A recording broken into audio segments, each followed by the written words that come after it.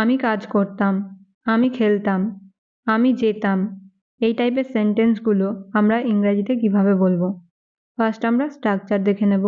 Structure হলো subject plus use to plus ভার্বের first form plus object. এবার আমরা বেশ কিছু এক্সাম্পল দেখে নেব। যেমন আমি কাজ করতাম, I use to work, I use to work. আমি খেলতাম, I use to play, I use to play. আমি এখানে আসতাম, I use to come here, I use to come here. সে আমার সাথে খেলতো, he use to play with me, he use to play with me. আমরা একসাথে থাকতাম, we use to stay together, we use to stay together. আবার একটা নতুন ভিডিওর সাথে দেখা হবে। Till then stay happy and keep learning.